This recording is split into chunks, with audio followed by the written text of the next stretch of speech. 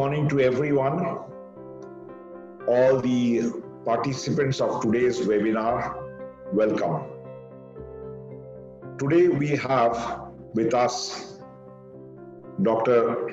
Pradeep Mitra. As Anisha said, Dr. Mitra is a very renowned doctor in the state of West Bengal and in India. Thing is that now the whole world is observing this pandemic of coronavirus COVID, and now it has been more eminent and it has been evident that how important the profession of medical profession is. So medical profession, not only medical profession, not only doctor, all the paramedics, also nursing profession, those who all are related to the healthcare, they are all so much important. So, and who will guide them? Only the medical profession means doctor can guide them in these emergency situations, you know. So, this particular medical profession, definitely there is two things are there. One is the enjoyment, there is a study, enjoyment for the study, medical subjects.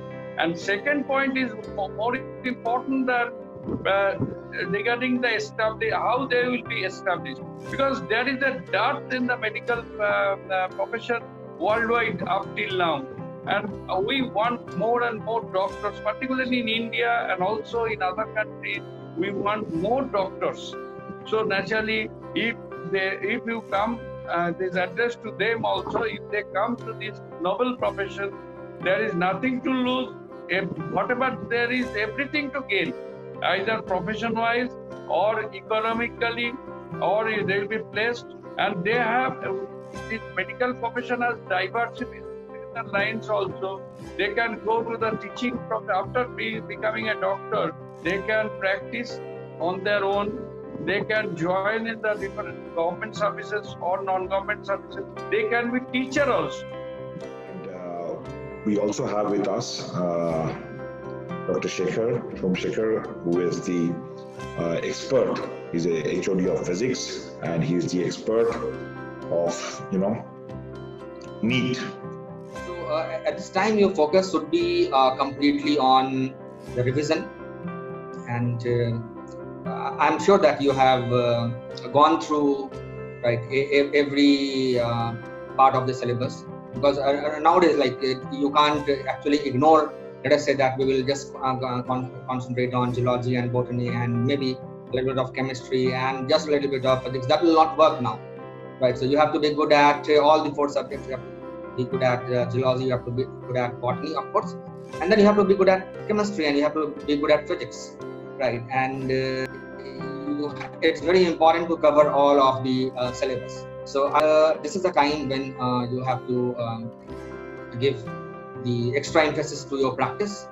Maybe practice one test every day, one mock test every day. That would be the best case scenario, right? So practice the mock test and just see the mistakes which you have made, analyze them, the reason for the mistakes.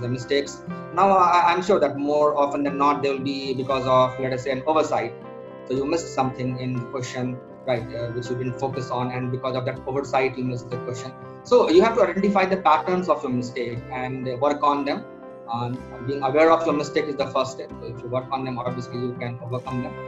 And for those students, right, who didn't have a very good preparation, and maybe you are not very confident right now, you have not covered the whole topic, you can still do that right now. What I would suggest is that you have to focus on those topics which are more of in nature, right? By a scoring topic, I mean a topic which has less content, but more frequent questions are asked from that topic. For example, in physics, I'll tell you, modern physics. Normally, this comes at the end of the syllabus. So just because it comes at the end and by then we are exhausted, the students tend to slightly ignore the topic. But it is one of the easiest topics, right?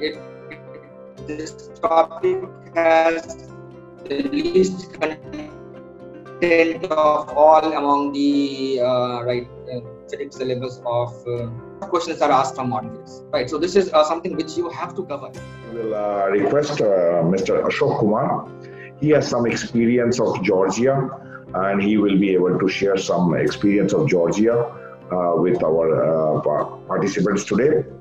Georgia has got 25 medical universities which are approved by MCI in India. And out of 25, 22 are located in capital city of Tbilisi.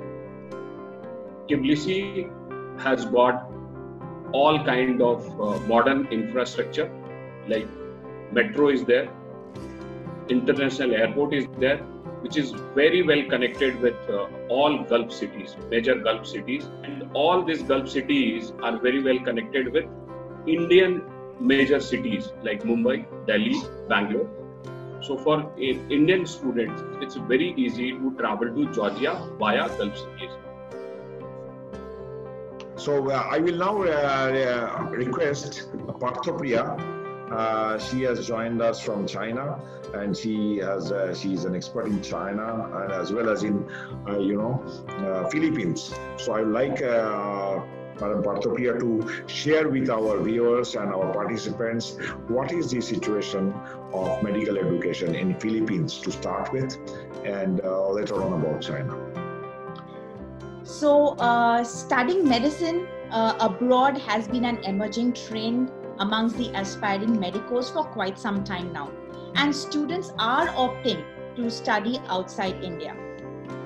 So over last decades, Philippines and China are increasingly becoming popular destination for the students to go and study, especially for our students from India to go and study there. Every country, both the countries has its pros and cons based on the students' preferences, students' budget. They choose the place. Let's talk about China. China is increasingly becoming a popular destination for students all around the world, and it is making China the third largest population for international students all over the world after US and UK. I have with me here Shubhodip Panda. Dr. Shubhodip Panda is one of the alumni students, and he is currently serving the government of West Bengal. He is a pathologist by profession, by specialization. Shubhodip, are you there? Shubhodip? Yes, sir. I'm just.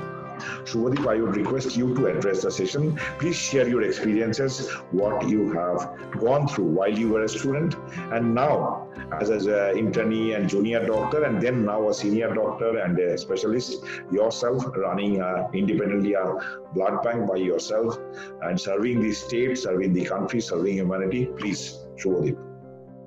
Yeah, yes, sir. It was a great experience during our college days. Because we had a global experience, and that time we have faced many problems, and that time maybe we thought that it was just a mental pressure or physical pressure for us, but later on in our professional life we came to know that those were our lessons where we learned a lot about how to cope up with the situations and how a global exposure improves your professional life in the later life. As far we come to know about our students, they are pretty much happy with their universities, and they are giving their smart campuses and best facilities for our students. So I would like to appreciate our colleges over there who are supporting them as the point of study and lifestyle also.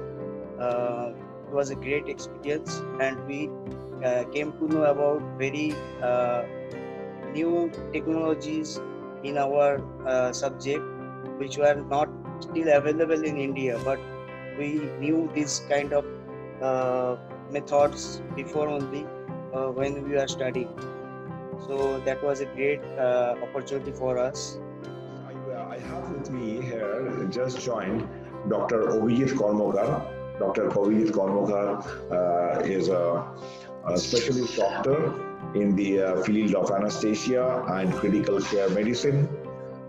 He is currently in the hospital. He's now in PLS General Hospital, and he has been able to take out some time from his work in the hospital. Abhijit, I would request, there are about 100 plus participants in this webinar. They are all medical aspirants. They are all going to write NEET. Please share your experience as a student of medicine and later on as a internee doctor and also as a student of postgraduate courses. You are a MD in medicine and also a DNB in anesthesiology.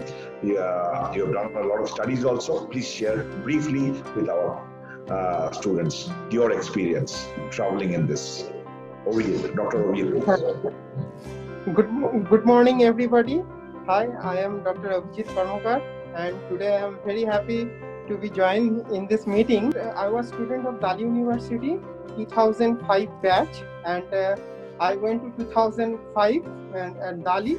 At that time, actually we was there the first batch, and very exciting, you know. So after I spent the 5 years, and then I appeared for MCI exam and I cleared in the first attempt. And after that, I did the internship and I learned a lot. Okay, and it's before I went to China, I had a lots of doubt. How will be the study pattern and all of this? But it's totally different. And you know, after I cleared my MCI, now I am working here in the Fearless Hospital, and also I used to work in the B.R. Singh Hospital, Eastern Railway.